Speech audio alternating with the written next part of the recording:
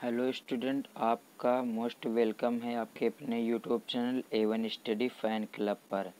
I hope आप लोग अच्छे होंगे और अपनी स्टडी को कंटिन्यू करते होंगे। तो इसी कड़ी में हम लोग आगे बढ़ते हैं। आज हम लोगों का नया टॉपिक क्या होगा? Indefinite pronoun. इसके पहले का लेक्चर हम लोग यूट्यूब पर पढ़ चुके हैं। यदि आप लोगों ने अभी तक उन वीडियो को वॉच नहीं किया है, पहले जाकर उसे वॉच कर लीजिए, उसके बाद आप लोग ये वीडियो देख सकते हैं। तो देख लीजिए क्या है यहाँ पर, ध्यान दीजिए यहाँ पर। आई होप आप लोग पेन पेपर लेकर बैठ गए होंगे। हेडिंग क्या डालेंगे? Indefinite pronoun. हेडिंग क्या पड़ेगी हमारी? Indefinite pronoun. और इसके बारे में हम लोग अब पढ़ना स्टार्ट करते हैं। इसके क्या है कॉन्सेप्ट? इंडेफिनिट मतलब क्या होता है? इंडेफिनिट मतलब होता है अनिश्चित, और प्रोनाउन मतलब सर्वनाम, अनिश्चित वाचक सर्वनाम, ऐसे भी हम लोग बोल सकते हैं इसकी हिंदी। देखिए इसका कॉन्सेप्ट क्या है? एवरीथिंग, समथिंग, एनीथिंग, नथिंग, इनका प्रयोग वस्तुओं के लिए, और प्रोनाउन का यूज क्या होता है? इट, इट्स या इटसेल्फ। हम लोग वस्तुओं के लिए करते हैं। वस्तु मतलब आर्टिकल बोल सकते हैं। आगे ध्यान दीजिए। जबकि everybody, anybody, no one, nobody, somebody, someone, anyone, everyone, इनका प्रयोग हम व्यक्तियों के लिए, और इनके साथ जो हम लोग प्रोनाउन का प्रयोग करते हैं, हिम, ही हो गया और हिम हो गया, हिज, हिमसेल्फ का प्रयोग किया जाता है। आगे ध्यान दीजिए। वन के लिए प्रोनाउन क्या होगा? वन। वन जब हमारा किसके केस में होगा? सब्जेक्टिव केस, अर्थात सब्जेक्ट का काम करेगा।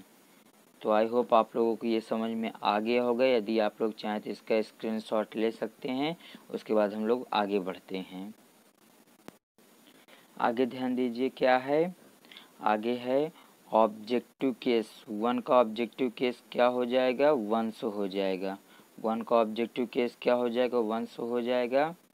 और पजेसिव एडजेक्टिव के रूप में, पजेसिव एडजेक्टिव, वन का सब्जेक्टिव केस, ऑब्जेक्टिव केस वही था, वन था। वंस हमारा क्या होगा? पजेसिव एडजेक्टिव के रूप में यूज होगा। वन सेल्फ हमारा क्या हो जाएगा? रिफ्लेक्सिव प्रोनाउन हो जाएगा। तो आई होप आप लोगों को समझ में आ गया होगा। कहने का सेंस यहाँ पर ये है, यदि हमारा सब्जेक्ट ग्रुप में क्या होगी? यदि सब्जेक्ट ग्रुप में वन शब्द दिया गया है तो इसका सब्जेक्टिव केस और ऑब्जेक्टिव केस दोनों सेम होगा। बट अगर इसके पजेसिव केस की बात करेंगे तो वहाँ पर एपोस्ट्रोफी एस लग जाएगा। और यदि हम लोग रिफ्लेक्सिव की बात करेंगे तो वहाँ पर क्या हो जाएगा? वन सेल्फ हो जाएगा। तो आई होप आप लोगों को ये बातें समझ में आ गई होंगी। तो हम लोग आगे बढ़ते हैं। उसके बाद देखते हैं एग्जाम्पल क्या है। फर्स्ट एग्जाम्पल ध्यान दीजिए। एग्जाम्पल नंबर फर्स्ट है, everything has its own importance in life. मतलब जीवन में हर चीज़ या हर वस्तु का अपना महत्व होता है। तो यहाँ पर ये सिंगुलर, यहाँ भी ये भी हमारा सिंगुलर हो गया, उसके बाद ये भी सिंगुलर। ये क्वेश्चन हमारा राइट हो गया, जबकि दूसरा हमारा रॉन्ग है। यहाँ पर ध्यान दीजिए, रॉन्ग है। आगे ध्यान देते हैं। नेक्स्ट एग्जाम्पल नंबर सेकंड क्या है? Nothing is perfect in itself. कुछ भी अपने आप में, स्वयं में पूर्ण नहीं है या पूरा नहीं है, इसलिए नथिंग सिंगुलर, इटसेल्फ भी सिंगुलर, वर्ब भी यहाँ पर सिंगुलर, ये इसलिए ये भी हमारा राइट हो गया और दूसरा हमारा रॉन्ग हो गया। आगे देखिए तीसरा नंबर एग्जाम्पल क्या है? तीसरा नंबर एग्जाम्पल है एवरीवन। ये भी सिंगुलर का काम करता है। एवरीवन सिंगुलर का काम करता है। ध्यान दीजिए, एवरीवन किसका काम करता है? सिंगुलर नाउन का काम करता है। शुड क्या हमारा मॉडल वर्ब है, और हमने आप लोगों को पिछली वीडियो में भी बता चुका हूँ कई बार कि जब भी मॉडल वर्ब आएगा तो उसके साथ हमेशा वर्ब की फर्स्ट फॉर्म आएगी। तो यहाँ पर ध्यान दीजिए क्या है? रिस्पेक्ट। रिस्पेक्ट हमारा क्या? वर्ब की first form. Second respected, respected.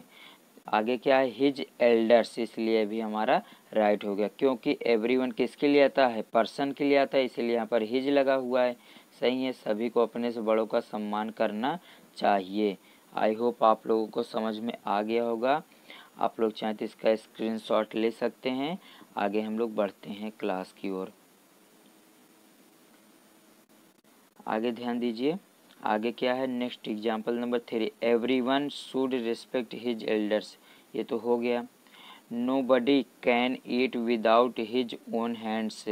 कोई भी अपने हाथों के बिना नहीं खा सकता है। नोबडी सिंगुलर पर्सन के लिए, ये भी हमारा सिंगुलर, और कैन भी हमारा सिंगुलर। मॉडल वर्ब, कैन अगर मान लेंगे मॉडल वर्ब तो यहाँ पर वर्ब की फर्स्ट फॉर्म, ये भी मतलब जितने भी रूल हैं इसमें सब फॉलो कर रहे हैं।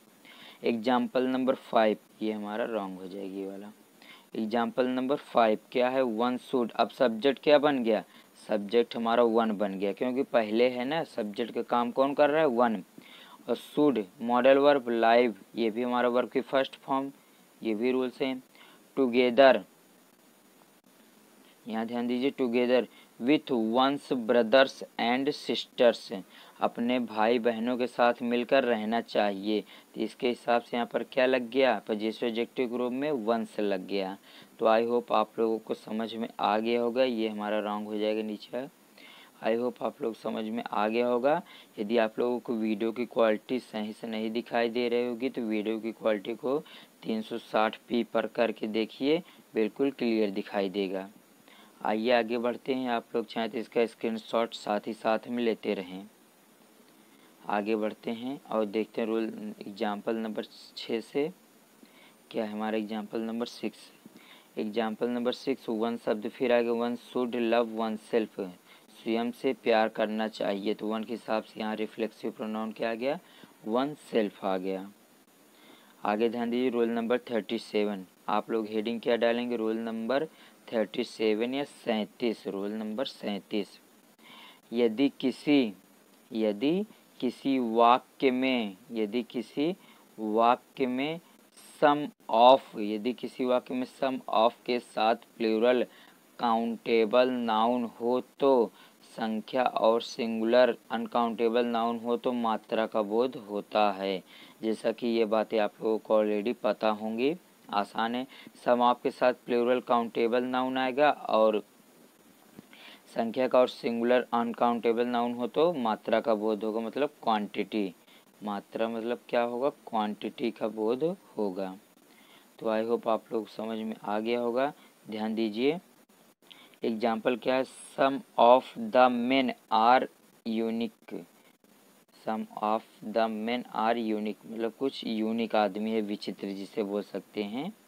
तो सम ऑफ आया, उसके बाद देखिए प्लूरल नाउन आया है, यम ई एन हमारा क्या है, प्लूरल नाउन। यदि इसकी सिंगुलर की बात करें तो क्या हो जाएगा, यम ए एन। तो बीच के वावेल को हम लोग चेंज कर देते हैं। इसी तरह वुमेन और वुमेन होता है। आप लोग इससे कमेंट करके बताइएगा कि कौन सा सिंगुलर होता है और कौन सा प्लूरल होता है। आगे ध्यान दीजिए, नेक्स्ट क्या है, आगे एग्जाम्पल देखते हैं हम लोग। इसके बाद देखिए एग्जाम्पल नंबर 2 से, एग्जाम्पल नंबर 2 क्या है, some of the oil has spilled, ये किसको दिखा रहा है, मात्रा को दिखा रहा है। तो ध्यान दीजिए यहाँ पर सम ऑफ द ऑयल हमारा क्या अनकाउंटेबल नाउन है, और हमने आप लोगों को बताया था कि अनकाउंटेबल नाउन का प्लूरल फॉर्म कभी भी नहीं बनता है, और ये हमेशा किस फॉर्म में होते हैं, सिंगुलर फॉर्म में। तो यहाँ ऑयल सिंगुलर थे, इसी हिसाब से वर्ब भी क्या है हमारा, सिंगुलर है। तो आई होप आप लोगों को ये बातें समझ में आ गई होंगी। नेक्स्ट देखिए, सम मतलब कुछ, बॉयज आर यूनिक इनोसेंट, सही है, सब मतलब कुछ, कोई या girl is knocking at the door, इस सेंस में भी हम लोग यूज कर सकते हैं।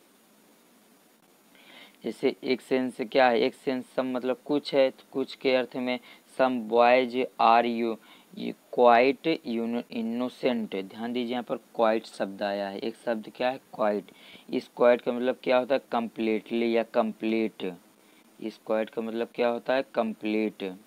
और एक क्वाइट की मीनिंग होती है, आई होप आप लोगों को पता होगा, QUIET।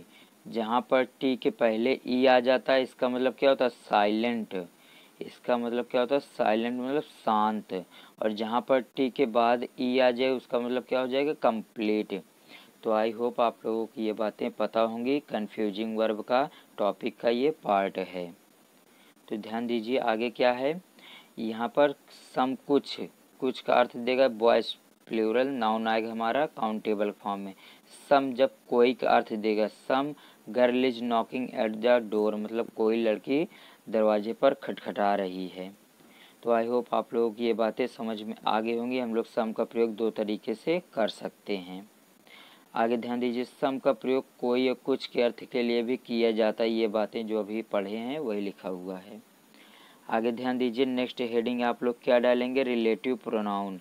नेक्स्ट हेडिंग क्या डालेंगे आप लोग, रिलेटिव प्रोनाउन। और इसके बारे में पढ़ना स्टार्ट करते हैं। आप लोग चाहें तो इसका स्क्रीनशॉट साथ ही साथ में लेते रहें। ध्यान दीजिए, एक रूल हम लोग और पढ़ लेते हैं। रूल क्या है, रिलेटिव प्रोनाउन। रूल किसका है, रिलेटिव प्रोनाउन का है। संबंधवाचक सर्वनाम, संबंधवाचक सर्वनाम। रूल नंबर 38, आप लोग क्या हेडिंग डालेंगे, रूल नंबर 38। जब दो वाक्य एंड से जुड़े हैं जिनमें से एक किसी व्यक्ति दूसरे किसी जानवर या वस्तु की बात कर रहा हो तो इसके लिए रिलेटिव प्रोनाउन दैट का प्रयोग करते हैं। कहने का मतलब ये है, दैट का प्रयोग हम लोग सबके साथ कर सकते हैं, इसीलिए हम इसे फादर ऑफ ऑल भी बोल सकते हैं रिलेटिव प्रोनाउन में। तो आई होप आप लोगों को ये बातें समझ में आ गई होंगी कि दैट का प्रयोग हम लोग मनुष्य के लिए, वस्तु के लिए प्लस जानवर के लिए, तीनों के लिए कर सकते हैं, according to sentence, according to situation. तो आई होप आप लोगों को पता हो चल गया होगा। आप लोग इसका एग्जाम्पल कमेंट बॉक्स में ज़रूर लिखिएगा। नेक्स्ट एग्जाम्पल्स हम लोग कल मिलेंगे नेक्स्ट वीडियो में। तब तक के लिए धन्यवाद। यदि आप लोगों को वीडियो अच्छा लगा हो तो वीडियो को लाइक कर दीजिए और चैनल को साथ ही साथ में प्रमोट करते रहिए। तो मिलते हैं नेक्स्ट क्लास में, तब तक के लिए धन्यवाद। जय हिंद, जय भारत।